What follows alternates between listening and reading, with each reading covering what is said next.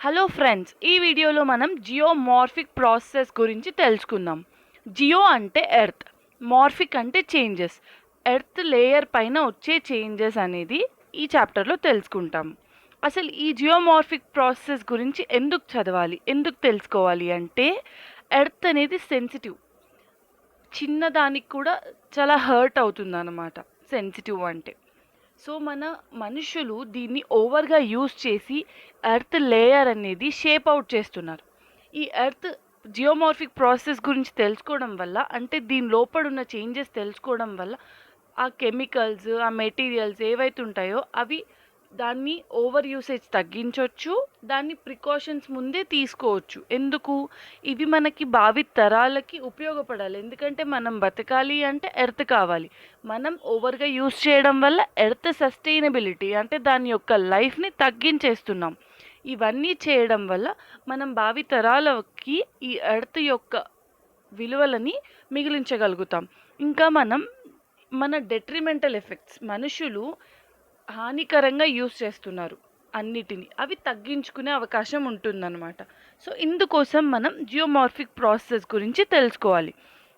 ఇందులో earth crust అనేది dynamic. Earth layer dynamic అంటే చేంజ్ అవుతూ ఉంటుంది, ఎప్పుడు ఒకేలాగా ఉండదన్నమాట. Dynamic nature. ఈ లేయర్ అనేది ఎలా చేంజ్ అవుతూ ఉంటుందంటే హారిజాంటల్గా, ఇంకా వర్టికల్గా మూవ్ అవుతుంది. అడ్డంగా, నిలువుగా మూవ్ అవుతూ ఉంటుంది. దీని మూమెంట్ రేట్ అనేది గతంలో చాలా ఎక్కువ ఫాస్ట్గా ఉండేది. అది ఇప్పుడు కొంచెం స్లో అయిందనమాట. పాస్ట్లో ఉన్నంత స్పీడ్గా ఇప్పుడు మూవ్ అవ్వట్లేదు. ఈ ఎర్త్ క్రస్ట్ లేయర్ పైన 2 టైప్స్ ఆఫ్ ఫోర్సెస్ యాక్ట్ చేస్తాయి.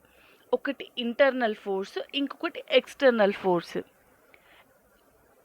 ఇంటర్నల్ ఫోర్స్ అంటే ఎర్త్ లోపల ఉండే ఫోర్సెస్ ఇంటర్నల్ ప్రెషర్ని క్రియేట్ చేస్తాయి ఎర్త్ క్రస్ట్ లేయర్ పైన.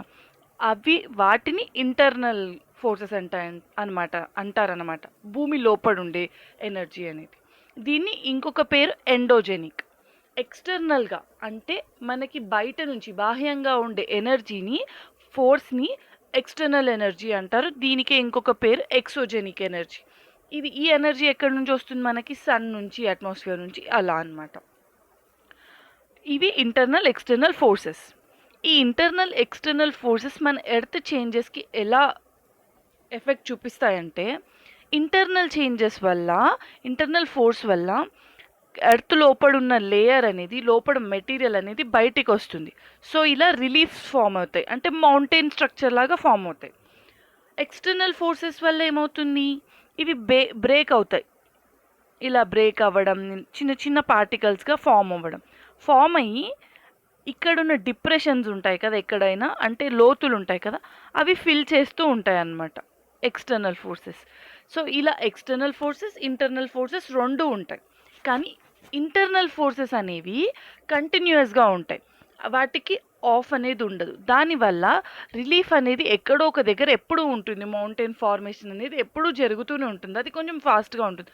ఈ రెండు ఫోర్సెస్, ఎక్స్టర్నల్, ఇంటర్నల్, రెండు ఆపోజిట్ ఫోర్సెస్ అన్నమాట. ఇలా దానివల్ల మన ఎర్త్ అనేది స్ట్రైట్గా ఒక ఈవెన్గా ఉండదు, అనీవెన్గా ఎత్తు తగ్గు అనేది ఎర్త్ సర్ఫేస్ పైన ఉండడం జరుగుతుంది ఈ ఇంటర్నల్ ఎక్స్టర్నల్ ఫోర్సెస్ వల్ల. సో ఇప్పుడు మనకి ఇంటర్నల్ ఫోర్సెస్, ఎక్స్టర్నల్ ఫోర్సెస్ అర్థమైంది కదా. దీన్ని బేస్ చేసుకొని జియోమార్ఫిక్ ప్రాసెస్ అనే దానికి ఒక డెఫినేషన్ ఉంటుంది. అదేంటంటే endogenic and exogenic forces causing physical stresses, chemical actions on earth materials, bringing about changes in the configuration of the surface of the earth.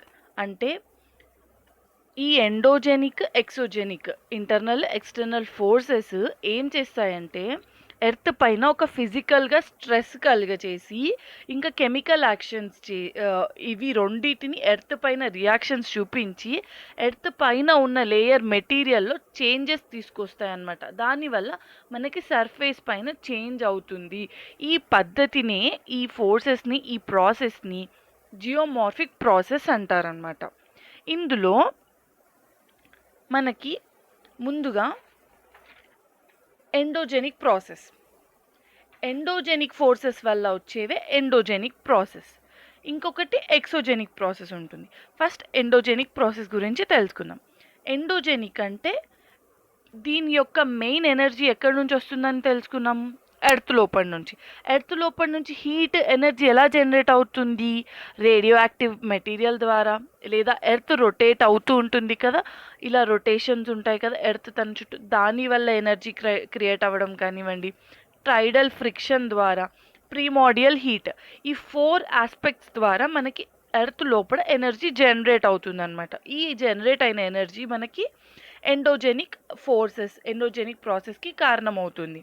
Radio activity, rotational, టైడల్ friction, primordial heat అంటే మన earth form అయినప్పుడు heat generate అవుతుంది కదా, formation అయినప్పుడు heat generate అవుతుంది. ఆ generate అయిన హీట్ని primordial heat అంటారు అనమాట. అసలు ఈ ఇవన్నీ ఉన్నాయి కదా, ఈ దీనివల్ల అసలు ఎందుకు ప్రాసెస్ జరుగుతుంది అంటే, వీటి వల్ల హీట్ అనేది డిఫరెన్స్ వస్తుంది. ఒక దగ్గర radio active element heat produce చేస్తుంది, ఒక దగ్గర చెయ్యదు. సో దానివల్ల ఒక దగ్గర టెంపరేచర్ ఉంటుంది, ఇంకో దగ్గర టెంపరేచర్ ఉండదు.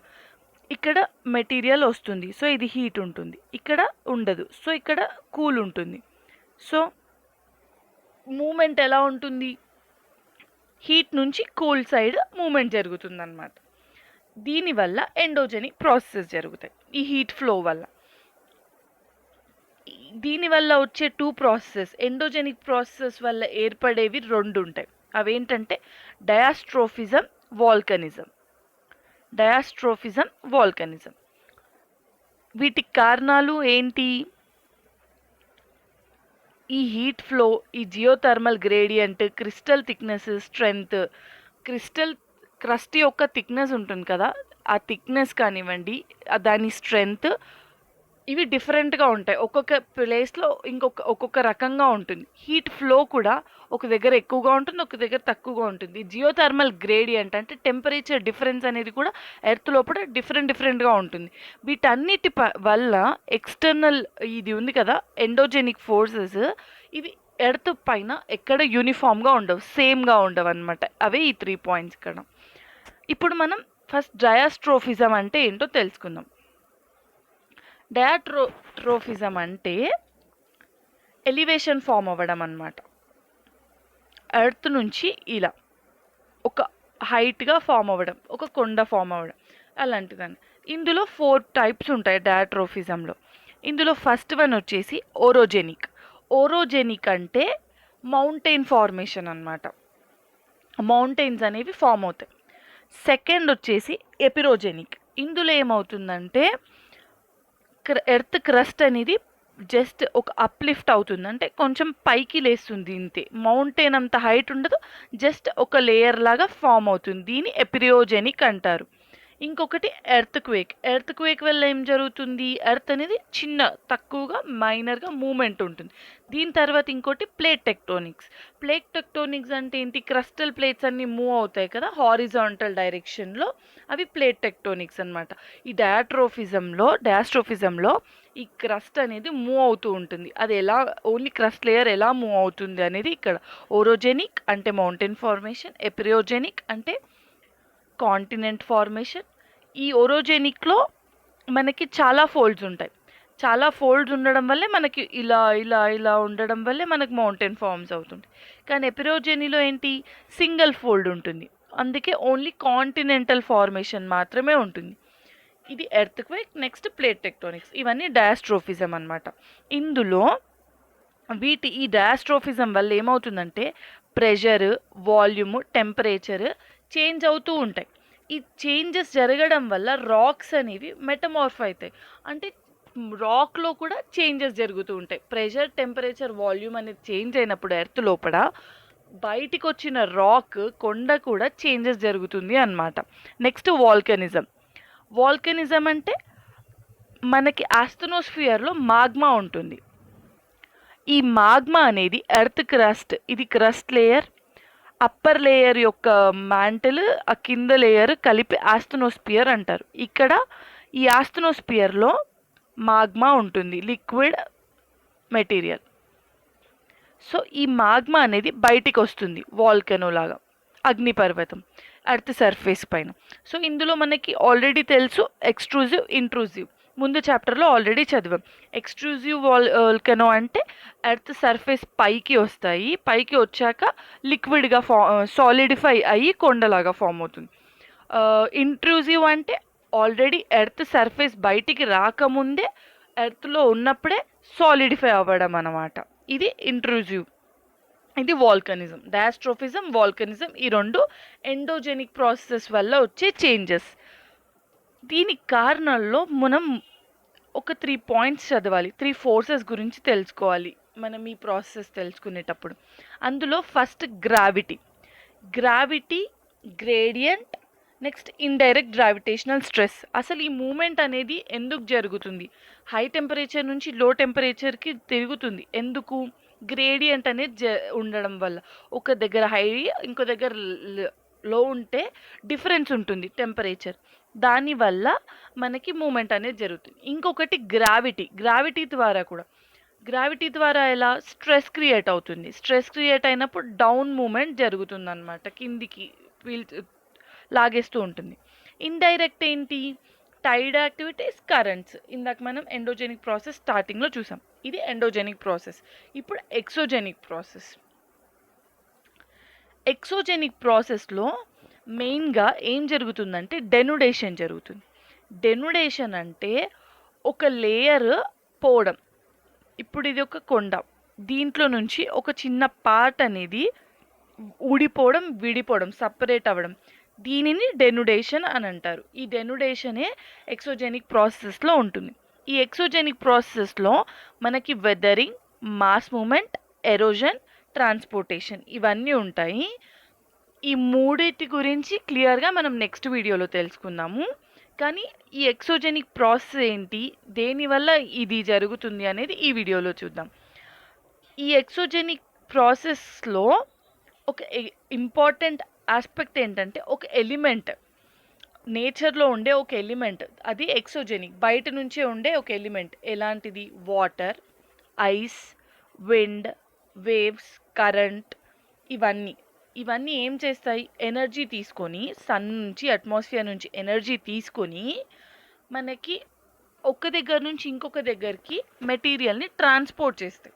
సో వీటిని ఏమంటారంటే, ఈ మెటీరియల్స్ అన్నిటిని, వాటర్ని, ఐస్ని, వేవ్స్ కానివ్వండి, కరెంట్స్ కానివ్వండి, వీటన్నిటిని జియోమార్ఫిక్ ఏజెంట్స్ అంటారు. ఇవి ఒక దగ్గర నుంచి మెటీరియల్స్ని తీసుకెళ్ళి ఇంకొక దగ్గర డిపాజిట్ చేస్తాయి అన్నమాట. సో ఈ జియోమార్ఫిక్ ప్రాసెసెస్లో, ఎక్సోజెనిక్ ప్రాసెస్లో జియోమార్ఫిక్ ఏజెంట్స్ అనేవి ఇంపార్టెంట్. దీనికి ఎనర్జీ ఎక్కడి నుంచి వస్తుంది? సన్ నుంచి వస్తుంది, టెక్టోనిక్ ఫ్యాక్టర్స్ నుంచి కూడా వస్తుంది. ఇందులో ఇంపార్టెంట్ ఆస్పెక్ట్స్ ఏంటంటే స్ట్రెస్ అనేది క్రియేట్ అవుతుంది వీటి పైన. స్ట్రెస్ అంటే ఏంటి? Force per area. ఈ స్ట్రెస్ క్రియేట్ అవ్వడం వల్ల, ఏదైనా మెటీరియల్ పైన, ఎర్త్ పైన స్ట్రెస్ క్రియేట్ అవ్వడం వల్ల పుల్లింగ్ కానీ పుషింగ్ కానీ జరుగుతుంది. ఇది స్ట్రెస్ కదా. స్ట్రెస్ ఎలా వస్తుంది? స్ట్రెస్ క్రియేట్ అవ్వడం వల్ల పుల్లింగ్ ఆర్ పుషింగ్. ఇది పుల్లింగ్ అవుతుంది, ఇది పుషింగ్ అవుతుంది. సో దీనివల్ల ఏమవుతుంది? ఒక డీఫార్మేషన్ అనేది జరుగుతుంది, ఒక ప్లేస్ నుంచి ఇంకొక ప్లేస్కి మూవ్ అవ్వడం. ఇది స్ట్రెసెస్ డెవలప్ అవ్వడం వల్ల ఇలా ఎక్సోజెనిక్ ప్రాసెస్ జరుగుతుంది. ఇందులో 2 టైప్స్ ఆఫ్ స్ట్రెసెస్ ఉంటాయి. ఫస్ట్ది వచ్చేసి షియర్ స్ట్రెస్, నెక్స్ట్ది మాలిక్యులర్ స్ట్రెస్. షియర్ స్ట్రెస్ అంటే గ్రావిటేషనల్ టైప్. అంటే సర్ఫేస్ పైన ఏదైనా ఒక ఆబ్జెక్ట్ ఉంటే, ఒక లేయర్ ఉంటే, దానిపైన సర్ఫేస్ పైన స్ట్రెస్ ఉంటే దాన్ని షియర్ స్ట్రెస్ అంటారు.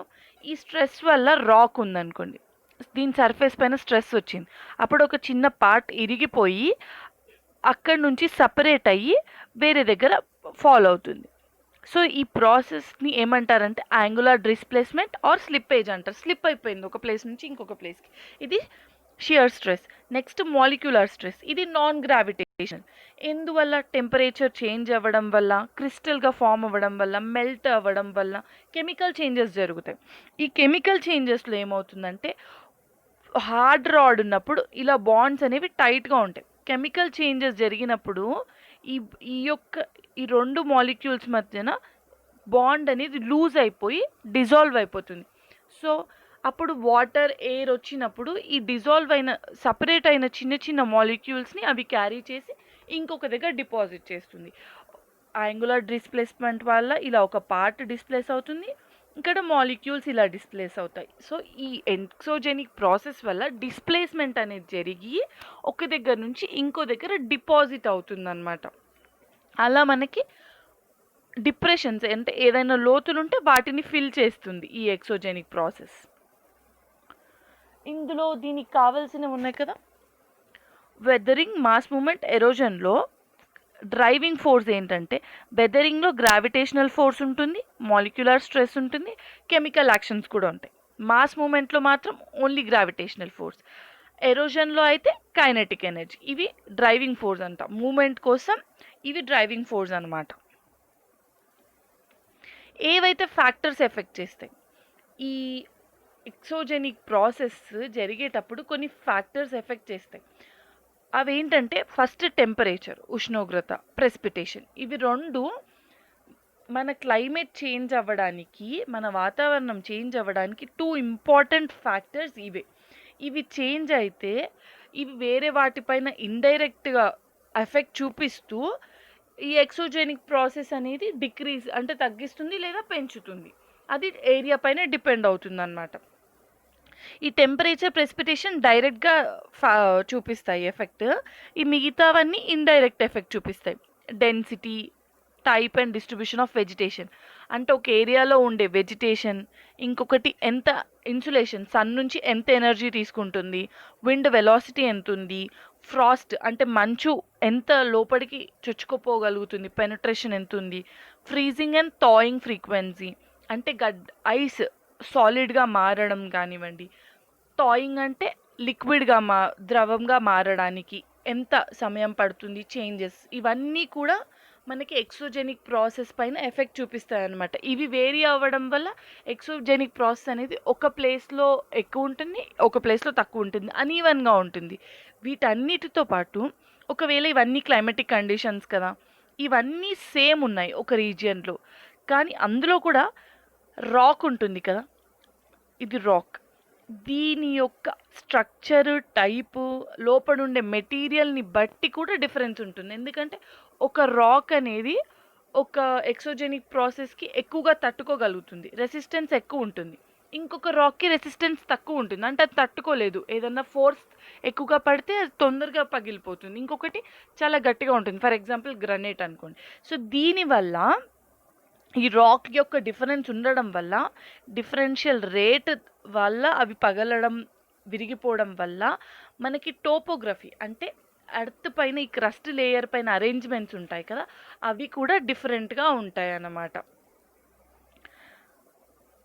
ఇవన్నీ మనకి ఎక్సోజెనిక్ ప్రాసెస్ని డిఫర్ చేయడానికి, ఒక రీజియన్ నుంచి ఇంకొక క్లైమేటిక్ రీజియన్లో ఈ ఎక్సోజెనిక్ ప్రాసెస్ తక్కువ ఎక్కువ ఉండడానికి ఫ్యాక్టర్స్ ఇవే అన్నమాట. ఈ ఎక్సోజెనిక్ ప్రాసెస్ అనేది చాలా స్లోగా జరుగుతుంది, చాలా చిన్నది, ప్లస్ చాలా చాలా స్లోగా జరుగుతుంది. ఇది ఆల్మోస్ట్ ఇంపర్సెప్టబుల్ అంటే కనిపించదు. మనం ఒక షార్ట్ టైమ్ ఆఫ్ స్పాన్లో చూసి ఎంత జరిగింది, ఎంత అమౌంట్ జరిగింది, ఎంత రేట్తో జరిగింది అంటే మనం అసలు కనిపెట్టలేం.